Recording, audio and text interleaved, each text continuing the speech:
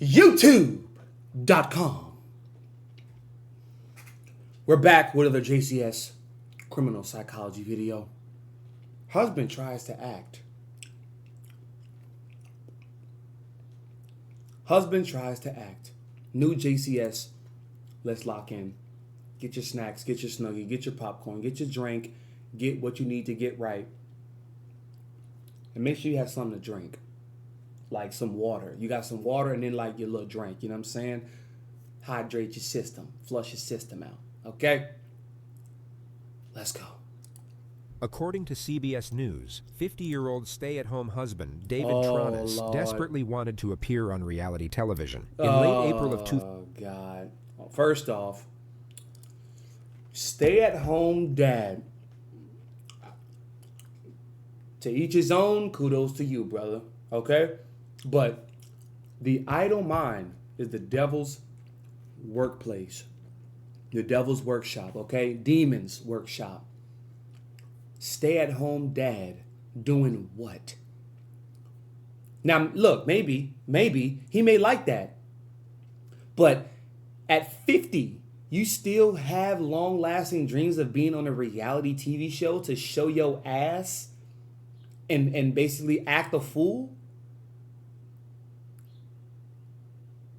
Now, I'm not going to be the one to say you're at a certain age, give up your dreams. You know what I'm saying? Give up your hopes and dreams, because guess what? Some of the most famous celebrities, artists, rappers, painters, musicians, producers started very, very late. I'm talking mid-40s, late 50s, 60s even. Denzel Washington, Samuel Jackson, them really started, getting their name out there and pedal to the metal when they were like mid-40s, late 50s, bro.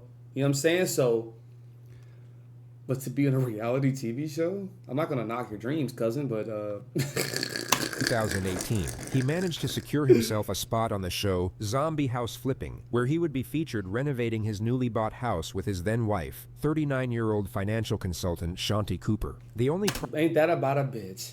And guess what? He manipulating the shit out of her and managing all the funds. Now, man, look, man. problem was that come on, Shanti bro. wasn't nearly as interested in being on TV, so she refused to sign off on the program, which resulted in David beating and then strangling her to death in the early hours of the following morning. What? He called 911 roughly 12 hours later at 3:51 p.m. Oh my God, that was a very quick turn. You can't make a turn like that, JCS, without giving us some heads ups.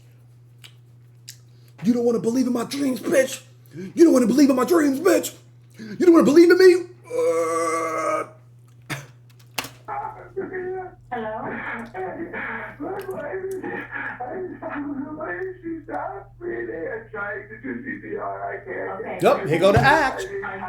Can you tell me what you're at? Here go the act. Police and paramedics soon arrived at the residence, where they were met with a hysterical David performing CPR on Shanti in the living room. His immediate explanation was that he found her lying unconscious in a partially filled bathtub, bleeding from the nose and mouth. He was then taken to the police station as a witness, where they swapped out his blood-stained clothing for a custody suit. He was also given a water, a blanket, and a box of tissues, then taken to room 6, where he was reassured that someone would be right with him to answer his questions, which wasn't entirely true. He was left in there by himself for 4 hours and 9 minutes before he knocked on the door to use the bathroom. Oh, they ruthless. 4 hours. Yes, sir. I'm sorry to bother you. May I go to the what's up? bathroom? Yeah, absolutely. Thank you.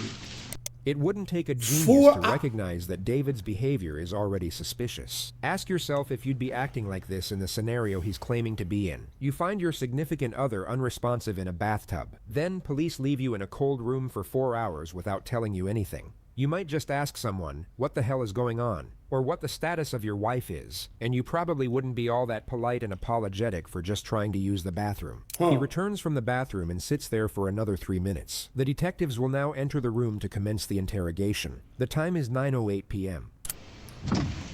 God damn, so he was in there from 5 p.m. to 9 p.m. God bless.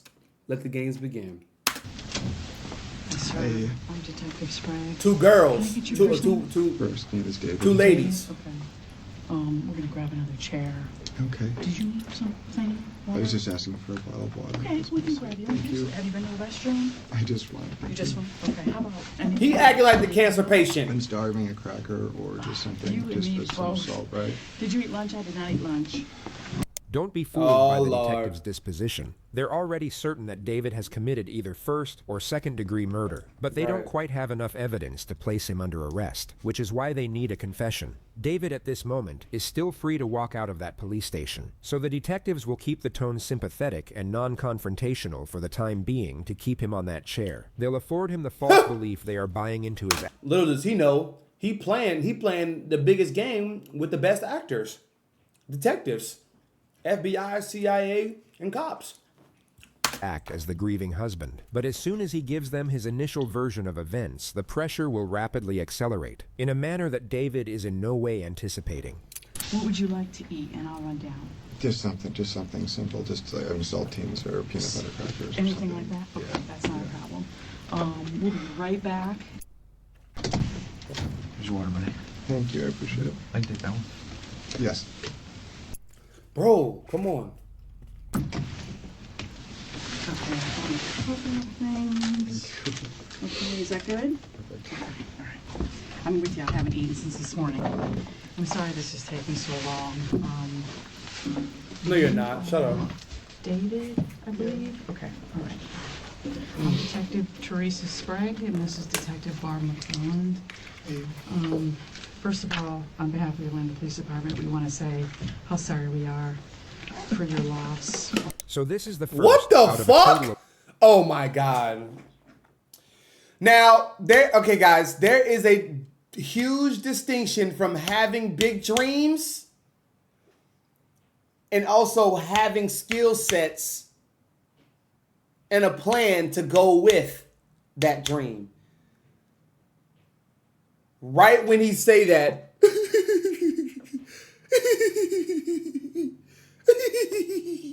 only emotionally, psychologically damaged psychopaths can cry on the drop of a dime like that.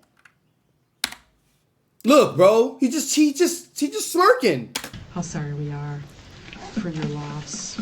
So this is the first out of a total 11 of David's fake cries. Oh, Their intensity Lord, level will 11? peak about halfway through this video, during some of the more embarrassing performances you're ever likely to witness on the internet. But from that moment on, you'll notice these acts steadily diminish, as the detective makes it more and more abundantly obvious that she knows he's lying. David, and also for everything that you're going through. I know this is very traumatic for you, okay?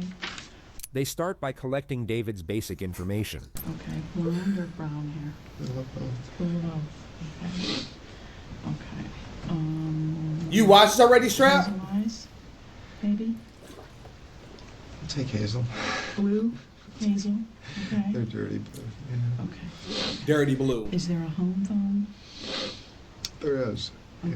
I can't. No, remember I waited. last- Oh, yeah, we lit. Come on. It's 407. The next three are easy. 704, the opposite. And I never call it. The next three are 704? It's 407, 704, and then I think it's 2808. It's Stop. This Malcolm Moore looking This nigga play with the opposite side. Fuck, he got a wife for. Right. I'm just about to say that off top. He played with the opposite side. Opposite number 407, 704. You know, it's just very pang. It's just very, very simple and very opposite. Malcolm Moore looking ass. You play with the other side. Huh? it might be 2406, but I haven't. I haven't. We've That had since nigga- we were bruh. in Faircliff. And when did you move to Florida? In 2013, Okay. about 5 months after I met Shanti. Did you meet her here or there? No, why? Not online. Okay. There's no way. What the fuck, son? Can you tell me what year that was? It was 2013. 2013 Yo, look at that. is when you met online? Yeah. Okay. And about 5 months later, did you move here and move in with her, or just move here? I'll try to be as accurate as possible. I believe it's the end of September. So you guys knew each other approximately 5 years this month. It's the third time. I've never been more in love. I'm so happy. Okay. If you don't... Wait, did he? Okay, maybe we're moving too fast, but let's just say he moved in 5 months into meeting her. This nigga was homeless. This nigga ain't had no credit. He ain't had no steady something coming in. Nothing. Something, bro. Something. Could be, $2,000, bro. Something. This nigga was homeless, man. I know you've probably never been through anything like this in your life, okay? And I'm going to help you get through it. If you have questions, you want to stop me, please do so, okay? But I do need you to understand your rights before we ask you about anything that happened in that home today, okay? You have the right to remain silent. Do you understand that? I'm sorry? Yes. Sorry. Yes. Okay. Anything you say may be used against Oh, you. yeah. Do you understand that? Yeah. Yes. Would you raise your right They gonna hand? rock his boat. Do you solemnly swear or affirm that the testimony you shall give in this case shall be the truth, the whole truth, and Uh-oh. nothing but the truth? Absolutely. Absolutely. So I need you to we're going to continue down this path about how you all met. I know you met on Match.com. Match.com. And about 5 months of, what would it be, telephone, text, and... We just started every other weekend. They hit it off, moved in together, then went looking for a house to buy in Florida. Oh, yeah. Nigga was homeless, bro. The nigga was homeless. So he's like, yep, I'm going to take this bitch who got a great job. She's steady. She's stable. And I'm going to live off of her. I'm going to slang dick. I'm going to eat it. I'm going to stay at home. I'm going to manipulate her. And I'm going to just, I'm going to narc her ass out. Yep, I'm going to narc her ass out. We're on a short sale and waited and waited and waited. And it fell Crazy through. boy. And then we closed on the house on Copeland in April of 2015. So you guys own the house free and clear. Is your name only on it, or was it both of yours? When we bought the house, we weren't married. And so we put it in a trust, and we just completed the trust paperwork. He put the house in his and his mother's names while leaving his wife out of it for, quote, planning and financial reasons. He asserts the decision was mutual, but whether Shanti actually knew about this or not is unclear. And so once you moved to Florida, you've been living together the whole time, just home to home, just first with the folks, then Briarcliff, and then this residence. But you've been together the whole time. Have you ever broken up? We had a couple fights, I think when we were living at Briarcliff. Okay. We spent a few nights up there.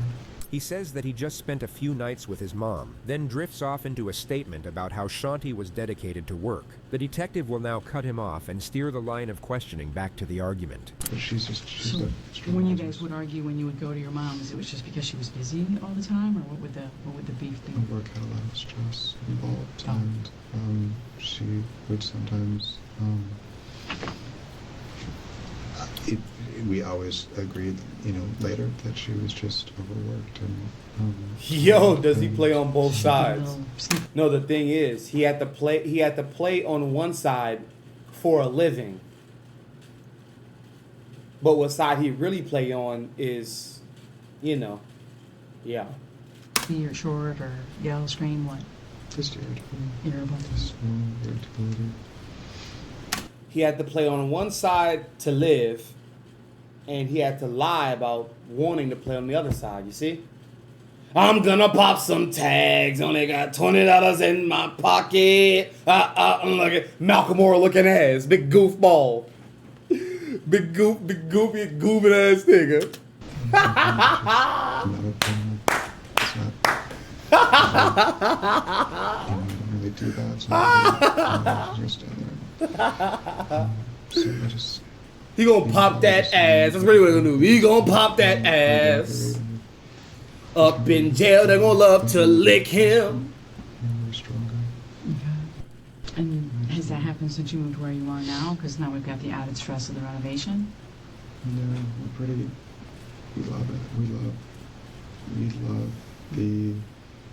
This is Keith Ory, the producer of the house flipping show that David wanted to be on. When you would be interacting with the His fake related ass. to your work on the house. You fake and too, though, but also the show. Who was your primary point of contact? Oh, Dave was. He would communicate her desires. I would see her, but it was more like Dave's full-time job, almost, I guess I would say. Did you ever know during your time that you knew Dave to have any other job? I was aware that he had explained to me that he had worked for a chemical company up north somewhere. I actually never knew what Dave did for a living. When my husband had asked him, he said he was into sales, but I don't. He gonna pop that ass. He gonna sell that ass. Only got $20 in his pocket. What y'all be thinking, bro? I'm the truest and realest in this shit. I'm telling, bro. That's all he had. That's all he had. His ass to pop. That's all he had. He probably had a couple alt accounts on Twitter, and he would make some X-rated content, post it on Twitter, get a little bit of bucks. Get a little bit of bucks on the Twitter. Get a little bucks on the Twitter space. Yeah. Sell that ass. He was in the sales. He was selling that hole. Selling that ass. That's what he was doing. He gonna pop that ass. Only got $20 in his pocket. I actually never knew what Dave did for a living. When my husband had asked him, he said he was into sales. Woo! And niggas like, oh, can I say this? Ooh, let me shut up. I don't know. Really know what that means. Subathon! David never Woohoo! worked in sales or at a chemical company.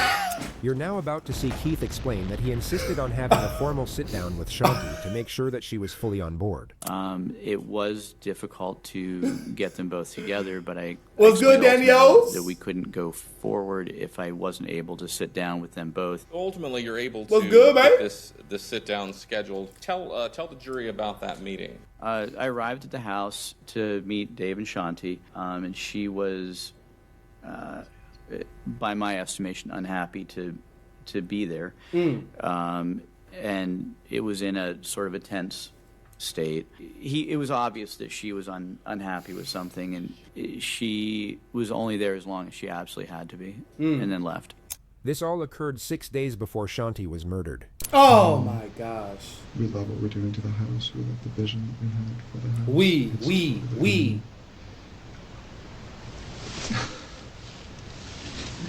Oh, she wanted divorce, but she wanted so bad. It made me happy. It made her happy. It was a thing that we did together. She wanted to quit her job. Really? When we got the house done, or just kind of, slowly phase out of it.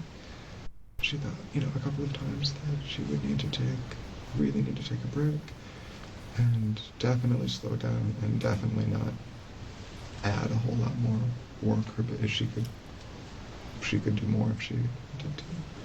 I'm sorry, I can't talk about it any faster. That's fine. And that's very normal. There's no way. There's no way. Huh? Let me stop pausing, bro. It's in the best times. It's in the best times. It's in the best times.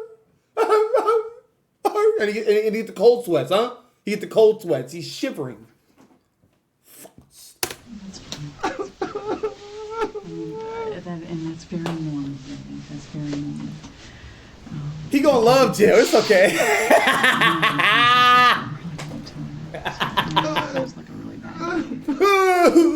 Now notice how quickly he manages to pull himself out of the depths of despair and into casually talking about his house flipping show. We, Keith also did. Oh my God. Look at this damn unstable tortoise. Show. The top of his head is most likely fake. Hold on. Just peep, y'all. Look at the back of his head. Look at the back of his cranium. And look at the front.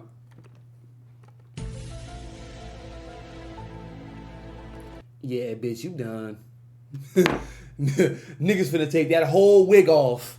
Niggas finna take that whole wig off on your ass in jail. Wring your ass out like a wet towel. And into casually talking about his house flipping show. Keith also just, our lives are busy. I'm so sorry. I know you're asking simple questions, but Keith does a TV show. Home Improvement. Keith, the guy you mentioned, Ori? Okay. It's called Zombie House Flipping. Keith asked them to be on the show, which meant that we would get a lot of what they call trade-outs and promotional sponsorship to do. Any financial incentive to do that? Big. That's what they call trade-out. I'm sorry, that's what they call trade-outs. So their sponsors, that's one of the things I was working on yesterday, was putting together a list of the sponsorships, the windows, doors, cabinets, and so maybe instead of getting granite, you get quartz, or maybe instead of getting, middle range cabinets, you get. Look how his voice change up. And we're also. Look how his tone switch up. Kind of just an amazing open concept stairway in the middle of the house that's going to go all the way up to the loft. And so they'd come in and start filming? Mm-hmm. Would they film you all or just the work? No. Yeah, it's just the house. They're the stars. Pay no attention to David's no. He fully understood that he would be featured prominently on the show as the main builder construction guy. The so-called stars he's talking about are the hosts. It's him. The detective will now establish a timeline. So when she comes home Sunday, it's you, Jackson, and Shanti, and you just stay at home and have is it a pool get together? We only have another Sunday. It's our family day, and we do like to have an early meal. It's our family day. It's our family day, guys. It's our family day. Do you recall Sunday night about what time everybody goes to sleep since you're all We go to the same bed room? early on school nights, so 8:30 we're winding down. 9 o'clock lights are low. Shanti's son gets picked up the next day at around 5 p.m. 5 p.m.-ish, okay. All right, and then do you guys go anywhere, do anything, or you stay at home? I think we made dinner together that night. And, So that would have been Monday night. Did you watch TV? we did Any idea what? American Idol. Okay, so you wake up Tuesday morning and you're in the garage on the couch? Mm-hmm. What the Usually hell? wait for her to come down. She came down after 7 o'clock, probably almost 7:30. Shanti went back upstairs and David started doing chores around the house. He's now about to mention the last time he supposedly saw Shanti alive, and then break into another fake hysteric. Yet this time, he will get no reassuring feedback from the detective, and the charade will rapidly dissipate. Clean up, just normal routine. And she came down again. That's how I saw it. She came down again, and what happened? Came down, and I've thought about it. I tried to think exactly what time it is, but I don't know exactly. I would say probably 9:50. And wait, the reason I know that is she said she was going to the dentist, and he said he was going for a walk. He now attempts another fake cry, but gets ignored again. And Did you take the dogs for a walk? I went for a walk By yourself? by myself. And where'd you go? I went This nigga schizophrenic. He comes back home and feeds the dogs. That's all that I can remember until I went upstairs to see when we were going to pick up Johnson. Okay, and what happens when you enter the home? Is This it nigga's unusual schizophrenic, bro. when you enter the garage apartment? So, I could hear the water is running, but it's not running. It's not like the sound of the shower running. It's just, it's trickling out of the spout. Okay, and so you walk toward the water that you're hearing? The bathroom. Okay. Just in case you didn't catch the passive-aggressive nature of that response, here it I is did. again without I did. subtitles. So you walk toward the water that you're hearing? Yeah, I walked into the bathroom. Okay. Just look at David's face. Yeah. Poor David really doesn't want to be getting grilled like this anymore. Keep Yeah. in mind it's almost 11 p.m. He likely didn't get a whole lot of sleep the night before, and he's been acting his ass off all. But that's how they also get you too. They wear your ass out. Then they try to get you to, because you're delusional. Well, let's say not delusional. Let's say you're delirious. Your delirious mind is your sober thoughts, right? So you release that whenever you get fucking dragged out of bed or dragged out the house into a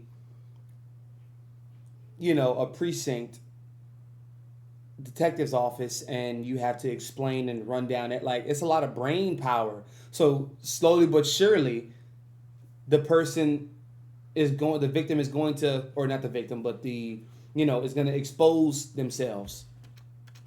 All The throughout the defendant. day. He'll at this point be exhausted and want nothing more than to get out of that police station. But he doesn't want to challenge the detective directly and risk losing her approval. Hence, Yeah. he throws out a weak little display of passive aggression to see if she'll pick up on the hint. But it of course gets ignored. She will simply continue pressing with an unsympathetic tone, which will cause David to revert back to appeasement. He will then begin recounting the horrific circumstances under which he supposedly found Shanti. And as this unfolds, you will see a glaring disparity in David's emotional presentation. The doors open, and what happens? What do you see?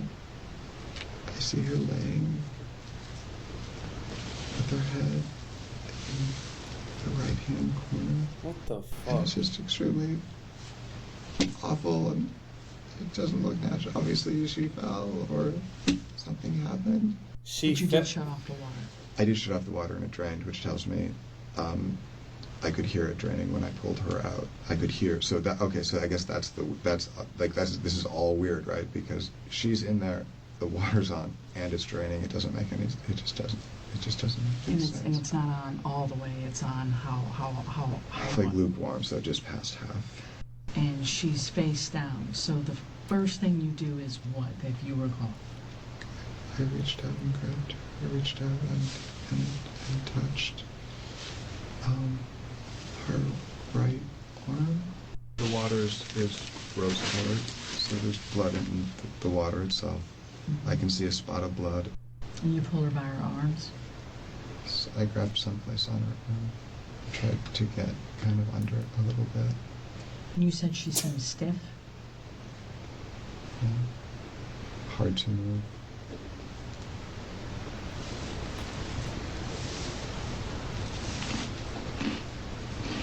There's something so incredibly unnerving in the sound of the casual crunching of his snack as he recounts in precise detail the limp and lifeless body of his wife. So we'll spare you the rest of it. I don't want to eat nothing. I ain't trying to eat shit. Really? Then she felt cold. You asked how she felt. She felt cold. She felt cold. I grabbed the, You grabbed the what? What the fuck, son? we had, Is he dry heaving? we took Like, yo. the mattress cover off to wash it. The detective asks David to draw a map for the purpose of illustrating the timeline of his movements. She will now shift the line of questioning and begin to gradually intensify the pressure. When was the last time the two of you argued?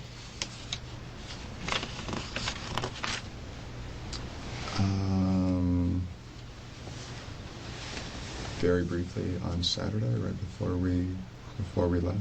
The argument was over the renovation. David likely admitted to this because Shanti's son was there for it. The upstairs floor was very wavy, and the point of contention probably was, do we tear all of that out and put in new structure and trusses so we have a perfectly flat floor and then a perfectly flat ceiling? But I don't think it's an argument if Shanti and I are both on the same page and we're both just in agreement and upset reasonably and justifiably upset that it's taking longer. Shanti and I aren't fighting about it. We're both upset about the same That thing. doesn't make sense. Does she feel as though you don't listen to her? No, I don't think so. She knows I listen. Has any fight ever turned physical between the two of you? No. Okay. Has she ever hurt you, hit you, struck you, threw anything at you? No. No. Have you ever harmed her physically? No. David continues to pretend that he doesn't notice the accusatory nature of the questioning, so the detective will now intensify the pressure to a significant degree. She sheds. She seems to shed. She sheds like a dog. Her injuries to me didn't seem really significant. Uh-oh, here we go. More Here we go. significant than from a soft tissue fall. Here we go. More significant than from me tripping and falling and hitting my head and being knocked unconscious. She elaborates on the inconsistencies while David just sits there and nods. The issue I'm having with it is I absolutely think that she was deceased before you left to go to the park. She Look repeats at his crazy ass. Bobbing. Be very careful how you nod your head. Uh-huh. Stupid ass nigga hypnotized by the truth. Because, no, what's really happening in his head is he's like, hey, keep believing the lie. Keep believing the lie. Uh-huh. Keep believing the lie. Uh-huh. Keep believing the lie. Keep believing the lie. Uh-huh. Uh-huh. You know what I'm saying? This nigga, bro. repeats what she said a few more times, while David just keeps doing what he's doing. Okay, so I think that you've told us a significant amount of information. You've been very cooperative. But I also think that you've left some stuff out. Here we go. And I think you've left some stuff out that is maybe something got out of hand. Maybe it didn't mean for it to happen. No pun intended, right? Maybe you got upset. Maybe... But there's something that happened between the two of you before you left that house. Because she was deceased, or on her way to being deceased, before you left that house. Now, if there's an explanation, I want to hear it. I told you everything. Everything. Yeah, but you've left out something, David, because this woman has significant injuries. Okay, this is not from a fall. Did you harm Shanti in any way? Absolutely not. Did you choke her? Absolutely Did not. you strangle her? Without question, no.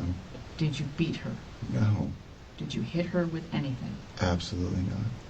Okay. Oh, shit. Do you have injuries? I do not. I do have some scratches from the bromeliads and from the bougainvillea. Okay. I do trim them myself.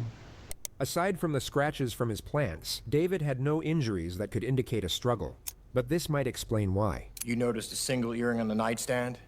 A single what? A single diamond earring on the nightstand. Yes. Yeah, what was the significance of that? Uh-oh. Looks like she removed it before bed and didn't get a chance to remove the other one. Because you believe that's when the attack occurred. On the edge of the bed.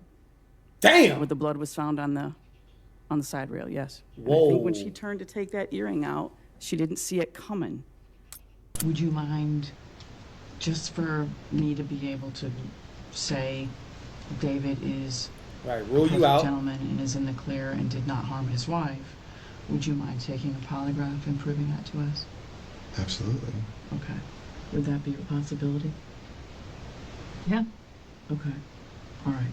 The detective asks David if he wants another water, to which he says, sure. So she brings him a water and tells him they'll be right back with a polygraph machine. But instead of coming right back, they leave him in there for just over 2 hours. During which Jesus. time they decide not to proceed with the polygraph, but simply ramp up the confrontation. Uh-oh. Just, oh my God, yeah, Strap. They toying with his ass, bro. Oh my God, they stringing his ass on like a yo-yo. Oh my God.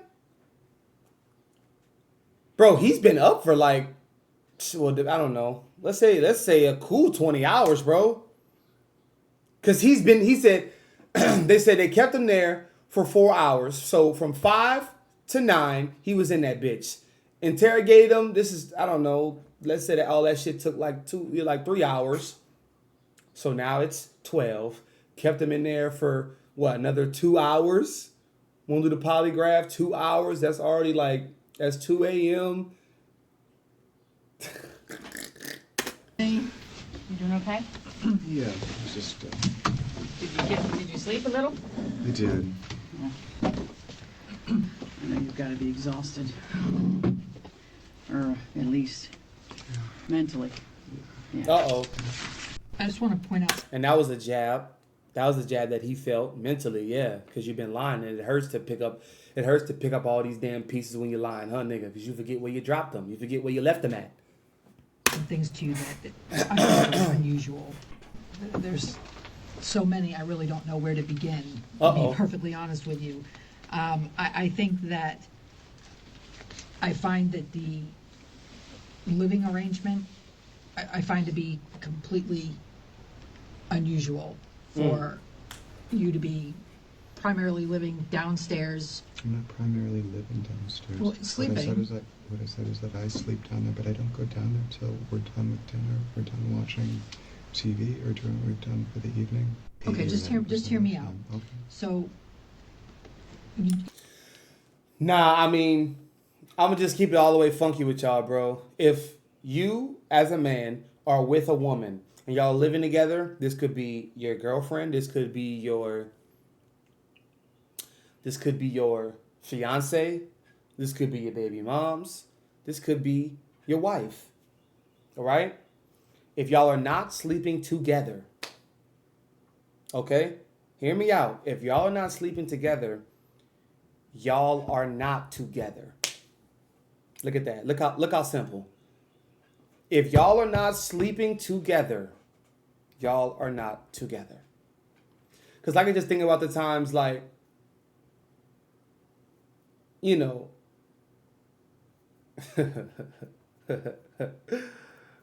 yeah, you know,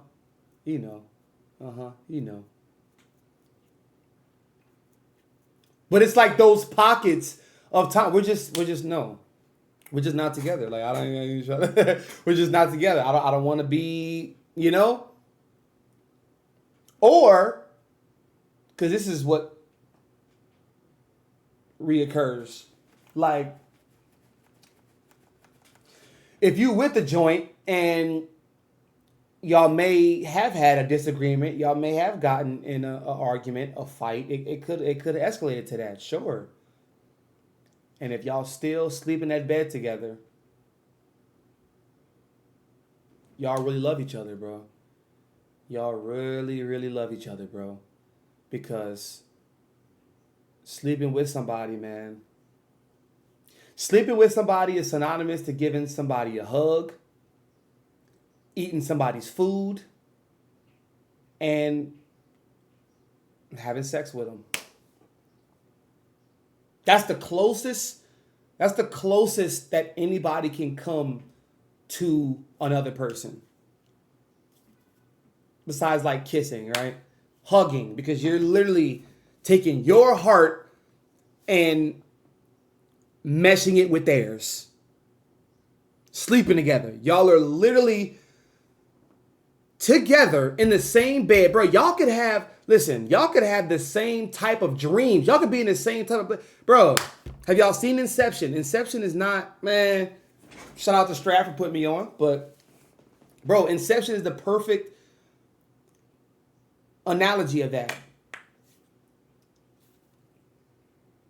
You literally can sleep next to somebody and have synonymous dreams. Literally. And of course, sex. I mean, come on, bro, you know?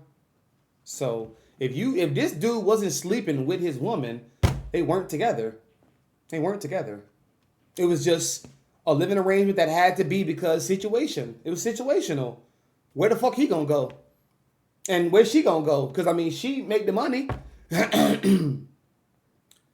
She do most of the do around this bitch, and he just talk. He just talk like he got it. He just talk like point here, point there. You come here, you do this. you don't go upstairs during the day while she's working. You leave her alone. And then, Not entirely. I do go up there. Okay. But I don't. That's tough, I don't man. That's walk tough. up there while she's That's on the tough. phone Well, I ain't because never. it's Hey, distracting look, to I ain't her never, eyes. ever, I think ever that I've doing that explained shit, extremely man. well. She No, didn't no. sleep. She did, but you said. He continues defending the fact that he was exiled to the garage. I think it's an adjustment and a transition that she didn't feel like she could make right now because she couldn't afford the time that it would take. But she's sleeping in the only part of the residence that's semi-comfortable. You're sleeping in the garage with the dogs. Oh shit. how do you explain Sleeping this in the... woman's head being swollen, her eyes being black? Ooh. What? And would never, ever hurt her. So when you pulled her out of the tub, you agreed with me that the water came out of the tub. There's not a spot of water on the floor, David. Whoa! The carpet isn't wet. The carpet isn't wet from where she was pulled out of the bathtub, sopping wet, all the way around to the front of the couch. The carpet's not wet. There's no blood on the carpet. Notice how little David moves compared to the detective. It doesn't correlate with anything in particular. It's just sort of interesting to watch. He's stunned, yeah. My guess is she wasn't treating you very well.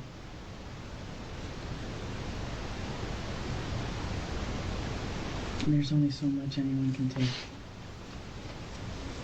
before they snap. Uh-oh. Uh-oh. Uh-oh. Uh-oh. Look at him. That villain coming out. That villain coming out. Look at it. Hey, that her. That her. That her is coming out. Stupid. Appreciate the very kind things that you've said. He about to go? He about to leave? He's free to go still. You about to go? I'm missing what you're saying because of your suit that you're moving, but I'm missing it. It's really loud, but I missed what you said because you're talking so loud. I'm sorry, it's Paul.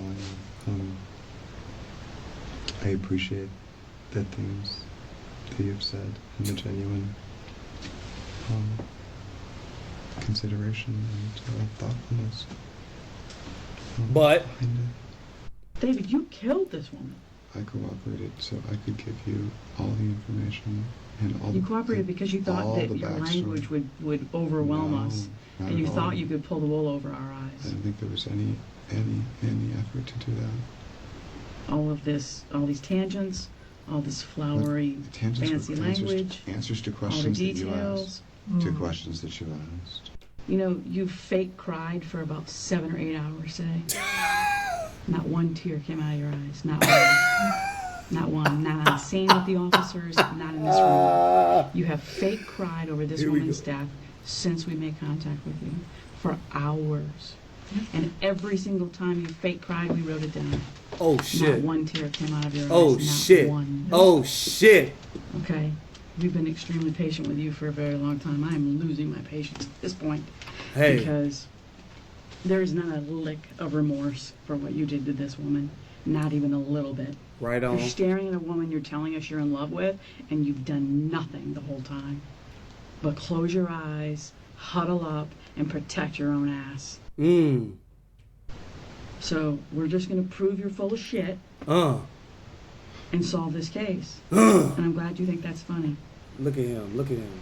I'm glad you think that's funny. The investigators would exit the room shortly after this moment at 4:56 a.m. David He would gonna then be sit protecting there that for ass a little lot over soon. 2 hours before finally asking to go home. But before being driven back by one of the officers, they asked him if they could take his photograph. He cheerfully obliged. Judging by his What expression, the he may fuck? have thought he had just gotten away with murder, but a grand jury indicted him 4 months later, and he was arrested at his mother's house. When he was told he was facing life At mama imprisonment crib. and that the evidence against him was overwhelming, he started acting crazy and went for the insanity defense. He was then sent to a maximum security psych unit, where he spent 5 years before a judge ruled him competent to stand trial. Oh my. This is what he looked like on the day he was transferred back to jail. His trial began on October 12th and lasted 6 days. He maintained his plea of not guilty, with his official defense being that he was out of the house walking the dogs while an unknown intruder broke in and murdered Shanti. You heard about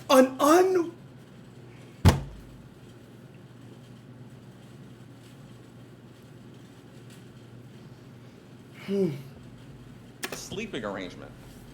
You heard how the defendant was sleeping in the garage with the dogs, while Shanti was staying in the essential, one-bedroom apartment, separate and apart from him. And this had been going on, for over a year.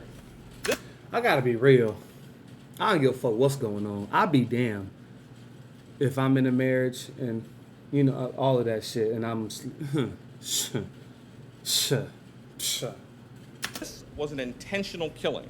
A random stranger that comes into a house isn't going to, take the time that it takes to strangle a person, to move them to a tub. Judge Jennifer M. Harris. Oh my God!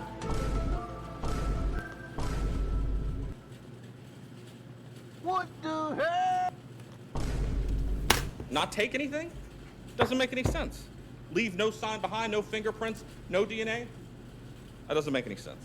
You have the severe beating of Shanti. You have the injuries to both sides of her face. You have the fractured skull, the swollen shut eye, the damaged eye on the other side. You saw the, intense bruising and bleeding in both sides of her mouth. This was a beating. So at some point in that beating, the defendant, and you can infer this from the facts, intended to cause the death. And he did it with a premeditated design. We ask that you convict him of first-degree murder. Thank you. The defense mainly tries to evoke empathy for the defendant, but it ends up just roasting the fake crazy out. Look at this fucking Poindexter looking. Oh, look at this Ned classified looking geek, man. Oh my God. Bro. Just a joke through and through. Just a joke. Out of him. Shanti's the only source of the income. She's the breadwinner. He does nothing other than take care of the pool and the dogs. It's about circumstantial evidence, pure supposition, all steered by Teresa Sprague. Does he have teeth, man? Does he have fucking teeth? Who prejudged this case based upon a phone call received from her from an officer at the scene about these crocodile tears. This is just a hunch, ladies and gentlemen. A hunch. If you hear horses, if you hear hooves, think horses, not zebras, sort of thing. Because that's the point. You don't get to fit a square peg in a round hole because it's convenient. And that's what happened here.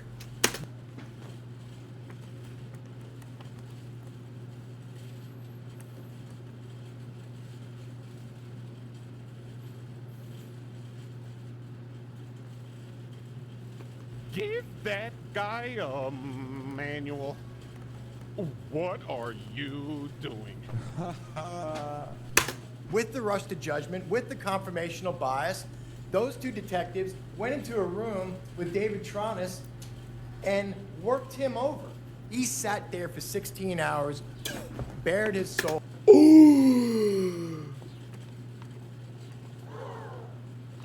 That's just janky. To them, literally and figuratively, told them what he knew, told them what he saw. The government's the one spinning here. The government's the one taking the insignificant and stacking them into a pyramid and... Can't take it anymore. I can't. I can't.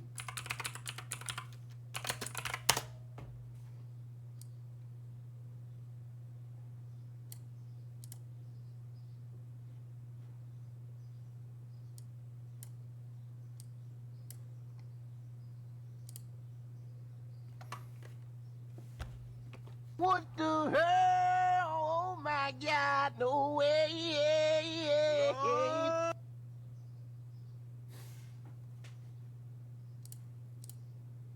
I'm confident that after carefully deliberating, that you'll come back and return the only just verdict in this case, and that's a verdict of not guilty. Jesus. Thank you.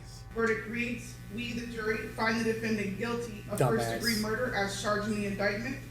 So it says we all, dated at Orlando County Orange County, Florida, on the 18th day of October 2023, signed by the foreperson. In the midst of this tragedy, Shanti's impact as a mother was shown through her son Jackson. His victim impact statement was both heartrending and dignified. My family and I have been waiting for about 5 years for justice. Damn. I miss her so much. I would have never thought the day before was the last time I would see my mother alive. Mm-hmm.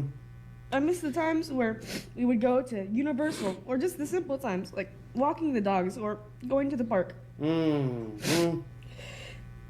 She was the best mom I could ever ask for. That's it.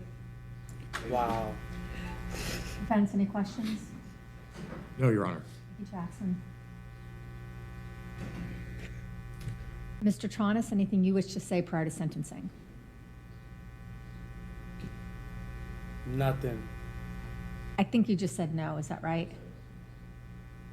Okay. Then in this case, the court will adjudicate you guilty, will sentence you to life imprisonment.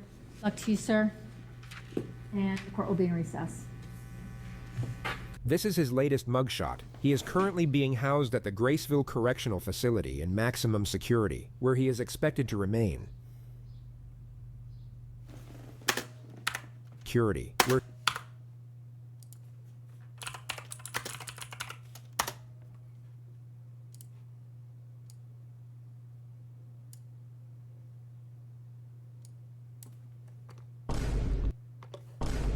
Oh my God! Now, brothers and sisters, did y'all see what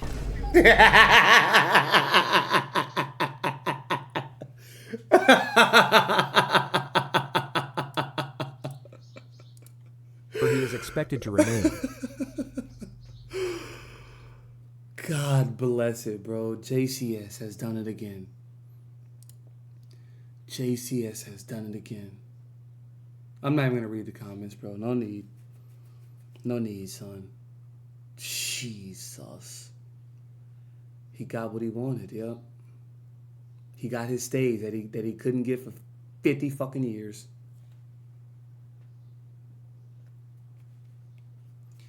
And I guess he was, he had his chance to act, for these what? Look like in this last picture. Security. Look like he fucking 70 here. I don't know. It could be 5 years from the time. Who knows? But he looks 75. Like he just turned 75 too. But hey man.